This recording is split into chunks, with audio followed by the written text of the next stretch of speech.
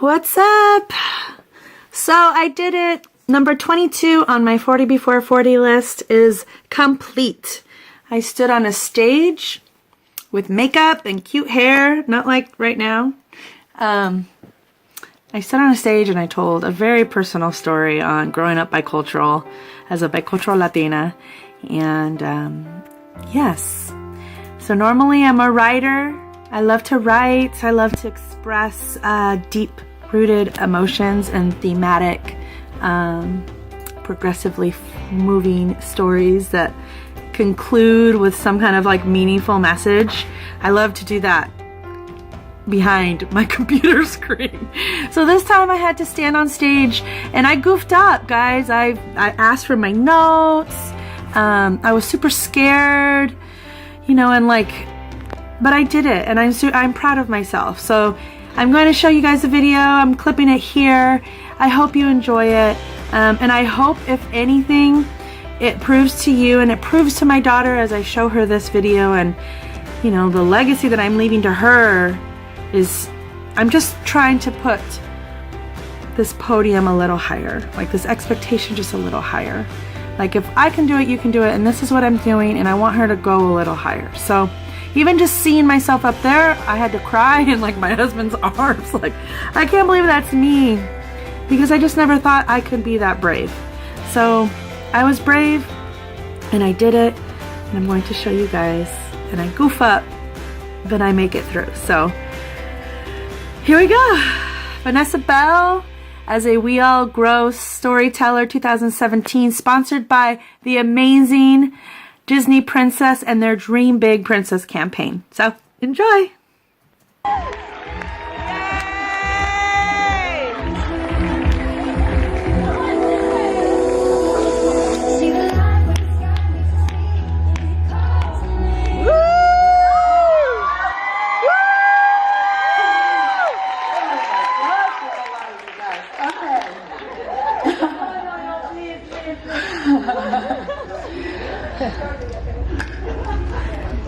Have you ever thought about the stories that anchor our identity? Have you ever thought about how these stories, the tone, the conflict, the resolution, the lack thereof, impacts the choices that we make in our lives? And how those choices, one after another, becomes the life we live, the people we are, the legacy that we leave. That's what happened to me about a year ago as my plane was landing to an experience that it would change my life forever. She was 25 years old when the knock came to her door. She was laundering the baby's clothes, and back then, laundry was nothing of the work we know today. She ironed and clothed and washed and done, and this, I've heard this story 100 times. But when she went to lay this stack of clothes in the cuna, in the baby's crib, that knock assaulted her. She called for her husband, she called for her children, she grabbed the suitcases standing guard at the door, and she walked through her doorway to her beloved home for the last time. Now, growing up, that was all I knew of the immigration story of my grandparents from Cuba to the United States. That's all I knew. Despite the fact that they won the American dream, and I spent my summers swimming in their Southern California pool, begging my papi for a warm pressed Cuban sandwich from his grocery store. They were angry and bitter, and that sorrow poignantly brushed against my earliest memories. That was my introduction to Cuba. Later on, as I grew up, and my childhood in Southern California, and that bicultural complexities and all those weird things that happened, it started to expand beyond my family.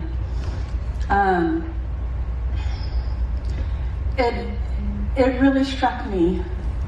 Who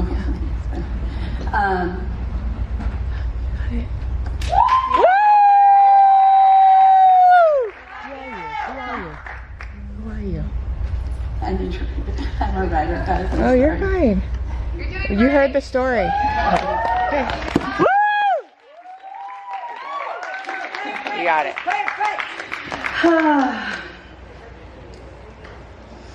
the complexities of growing up, a bicultural life took root. I can't even count the number of times I was asked, "What are you? Are you Persian? Oh, your family speaks Spanish, so you're Mexican. Oh no, where is Cuba?" Now, it sounds crazy, but in the 1990s, before the computer, before the internet, people didn't know where Cuba was. Shoot, I didn't know where Cuba was. So one day, finally, I told Papi, I said, "Papi, ¿a dónde está Cuba?" And I pulled out a map and I made him show me. I begged my great-grandmother for stories and pictures and documents of what her life was like before the United States, before even Havana. I started to watch my grandmother in the kitchen using spices and cuts of meat that my American friends had no clue what they were. In fact, that was the time that I realized American families don't dig holes in their backyard to roast whole pigs. We don't do that. We don't. But my goodness, those stories, I soaked them up, guys, I really did. And they helped me identify to a culture and to belong to something beyond my nucleus, something beyond me and them. And I fell in love with Cuba. I fell in love with Cuba in that moment. As we mature and we grow up, I went to college here in Southern California at Loyola Marymount. And that young love turned into critical analysis. It turned into researched thesis papers. It turned into marches. It turned into desires for better. And I made choices in those moments that put my Latina identity at the brink of collapse. Now I have a question for you guys, and it's really hard for me. Do you remember the first time you heard Mejorando la Raza? Now, at that time, I was dating my now husband, and I didn't understand. I didn't understand. What do you mean, like improving the race? Are we like curing cancer? Are we ending poverty? Like, what does that mean? And truly, in that moment, and I gotta go back. I'm sorry, guys. You got it. Woo! Woo!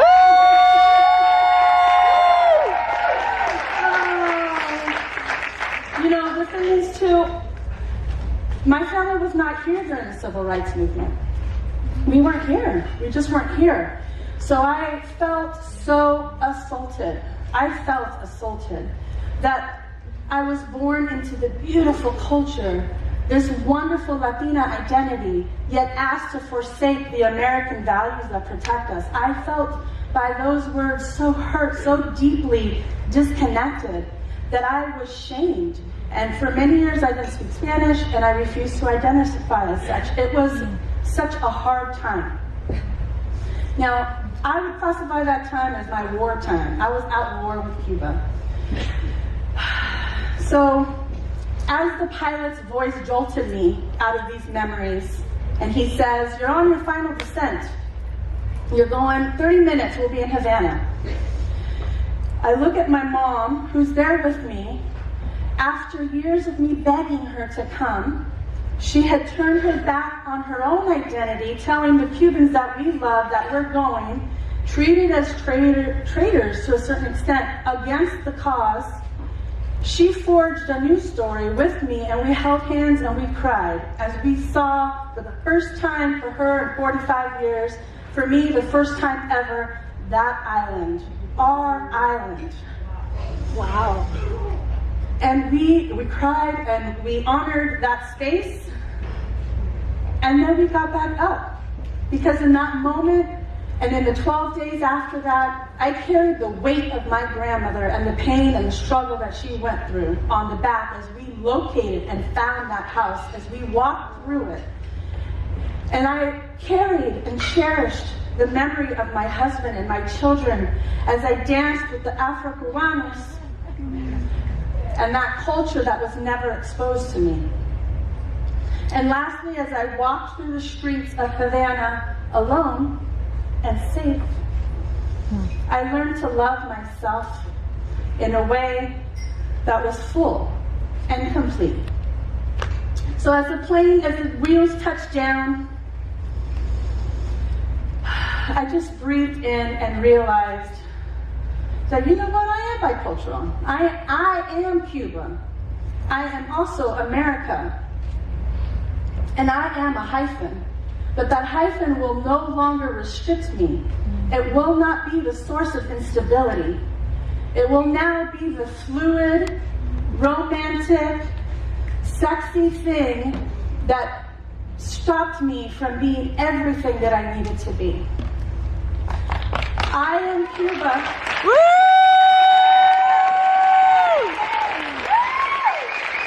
I am America. I am Vanessa. Thank you so much for choosing my story. Woo!